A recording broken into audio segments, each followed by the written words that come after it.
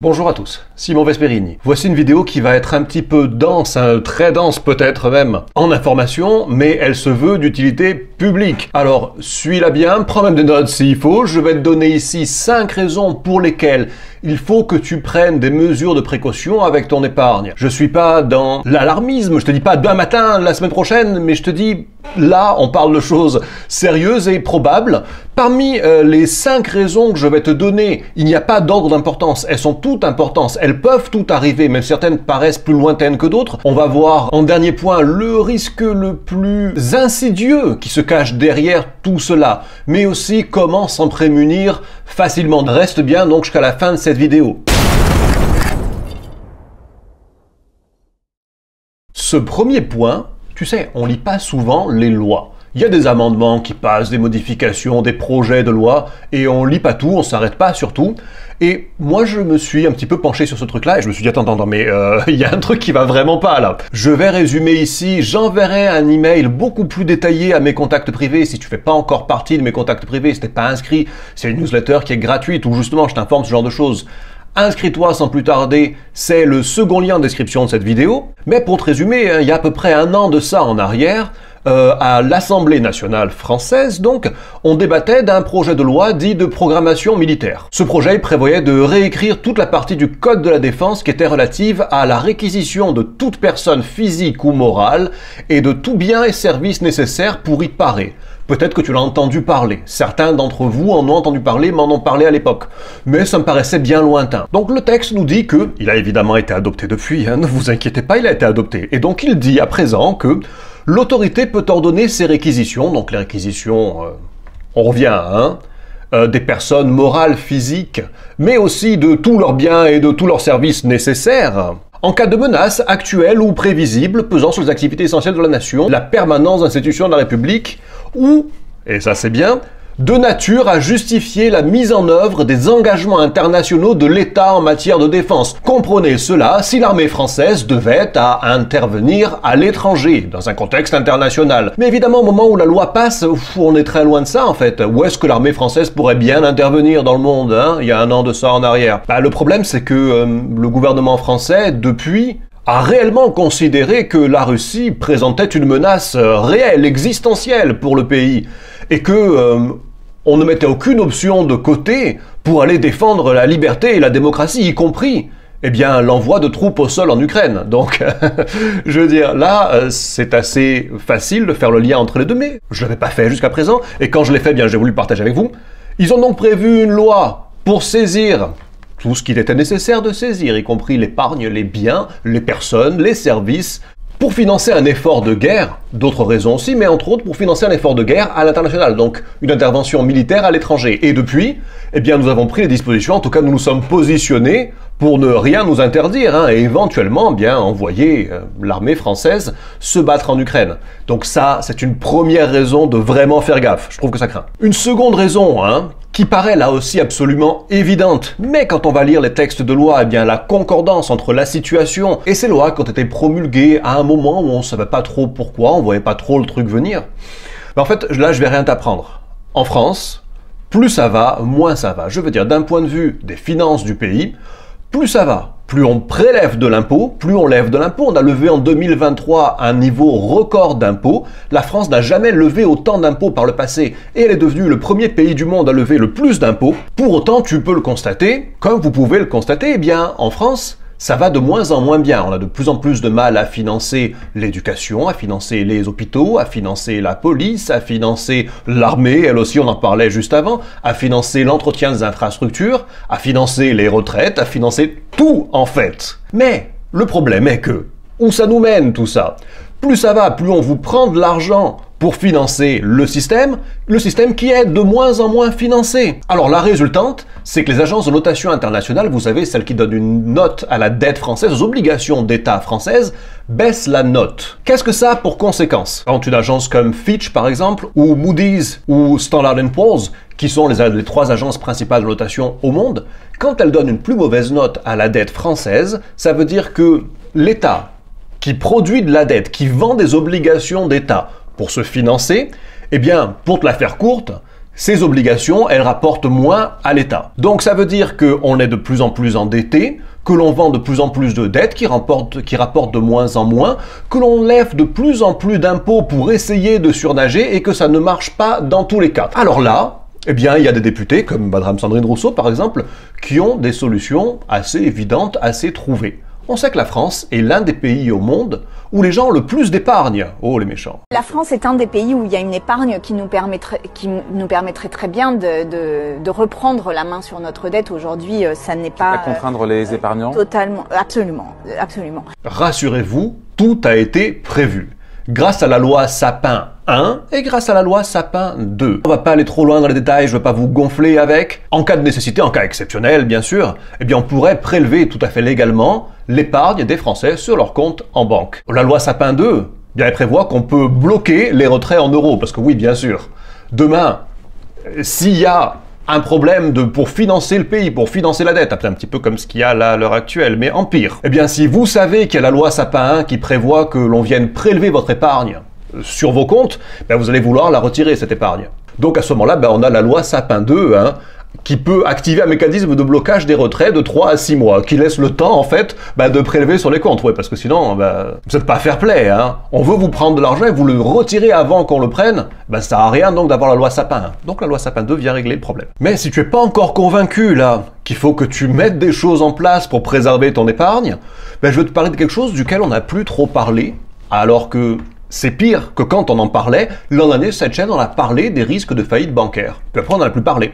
Donc il y a des gens qui se disent, bon, les risques de faillite bancaire, ils sont passés. Depuis, le nombre de faillites bancaires a augmenté, et regarde sur ce graphique, depuis qu'on n'en parle plus, ce sont 558 500 millions de dollars qui ont disparu dans les faillites bancaires. Soit en 2023, et toujours aujourd'hui, 2024 donc, plus que dans la crise financière de 2008. Souviens-toi de la crise financière de 2008, le cataclysme mondial parce que des banques avaient fait faillite. Eh bien, il y a déjà plus d'argent qui ont disparu dans les faillites bancaires là, maintenant, qu'en 2008. Il y a un peu plus d'un mois en arrière, c'était la banque Republic First aux États-Unis qui faisait faillite. Mais c'est pas étonnant puisque depuis le début de l'année 2024, les banques ont vu leurs bénéfices baisser de 44%.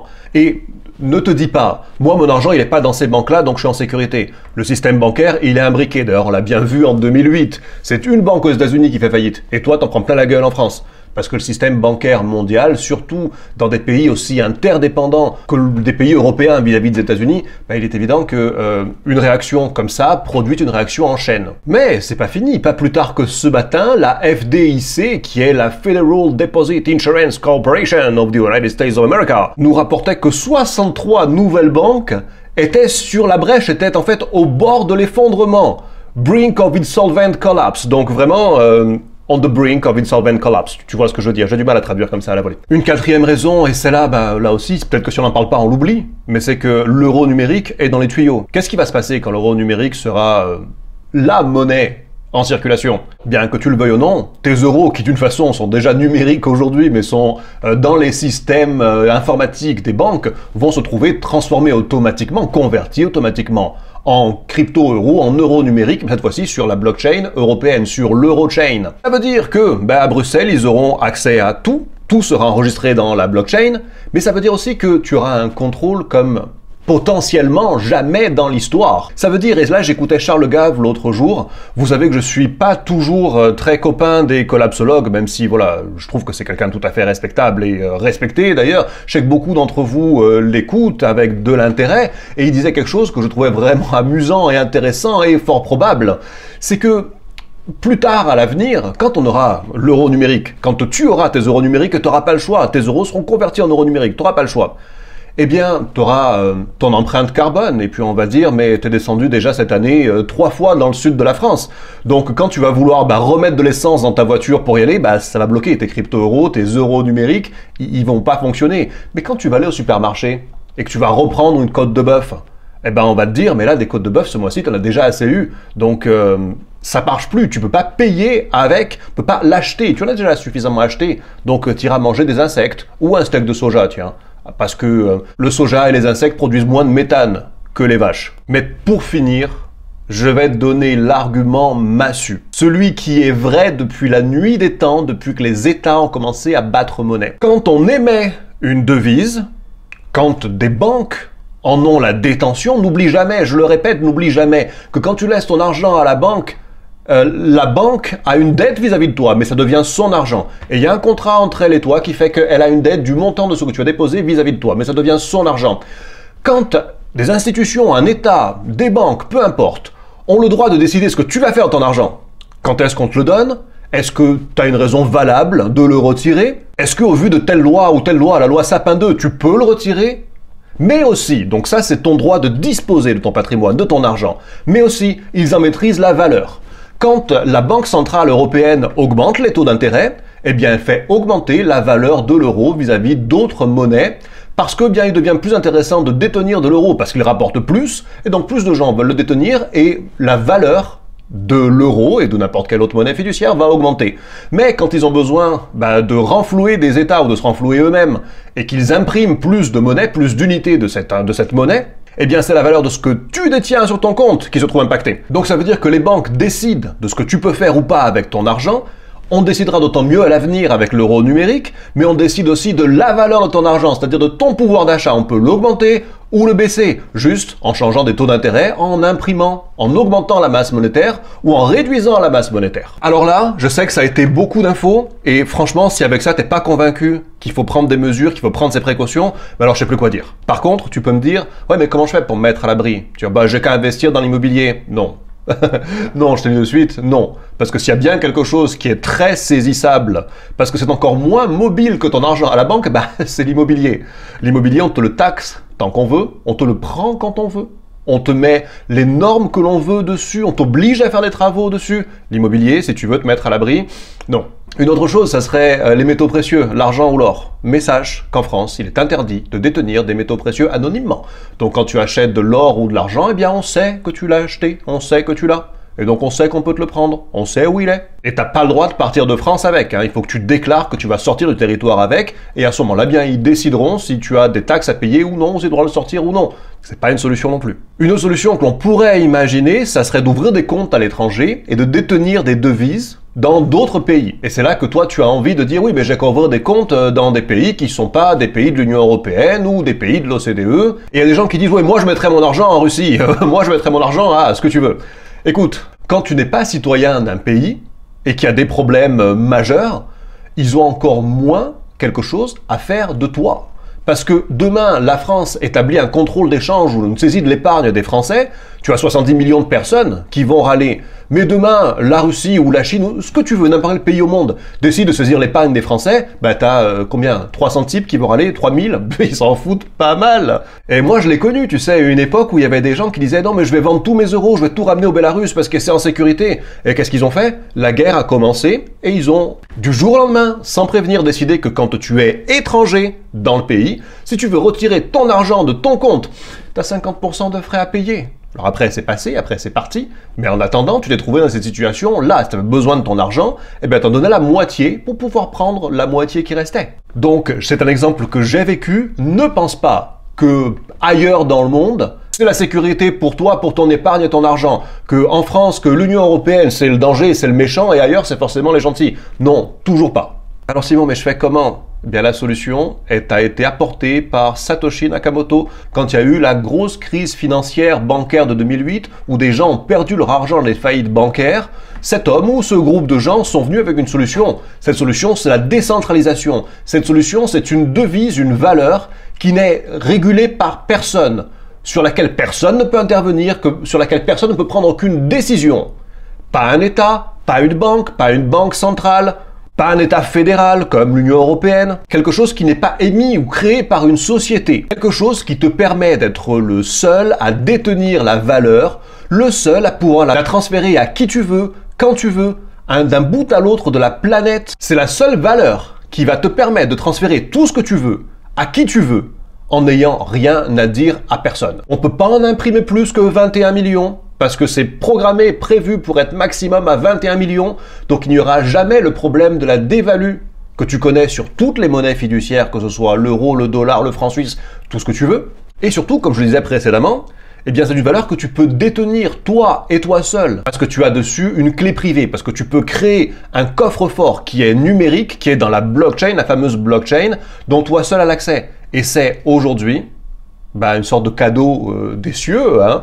Plein de gens ne le réalisent pas parce qu'ils savent même pas à quoi ça sert et disent « Ah, les cryptos, on perd de l'argent, Bitcoin c'est un casino, moi j'investis, je perds ».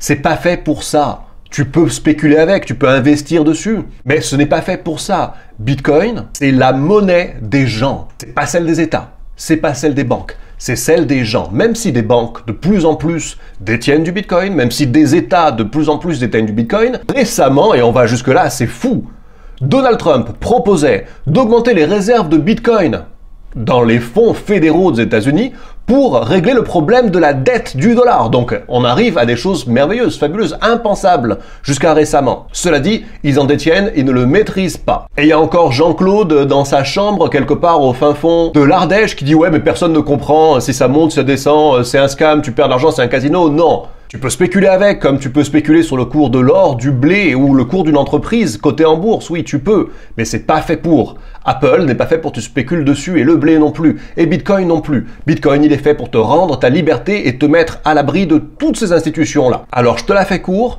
Je t'ai préparé une page et je t'ai préparé une solution. Tu peux y accéder, c'est le premier lien de description sous cette vidéo. Il y a des gens que ça intéressera sans doute de savoir aussi comment investir et gagner de l'argent. Donc, je t'ai fait un 2 en 1. Tu as 2 programmes en un, tu vas pouvoir apprendre toutes les bases de la crypto, comment passer des euros aux crypto, comment les détenir en sécurité, comment les transférer, comment payer avec dans ton quotidien, j'en passe et des meilleurs, mais tu apprendras aussi, grâce à la formation en bonus, comment investir et gagner de l'argent avec. Tu auras d'autres bonus avec, enfin je vais pas te saouler ici avec ça, si ça t'intéresse, tu as un coupon de réduction que tu peux activer qui est valable pendant quelques jours seulement.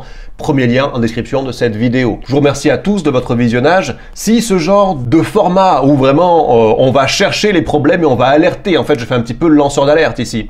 Bien, si ça vous intéresse, à ce moment-là, abonnez-vous à cette chaîne et mettez un like pour me faire savoir que ce format de vidéo vous plaît, vous intéresse, parce qu'on est en fait dans le très concret et dans les choses qui vous seront utiles.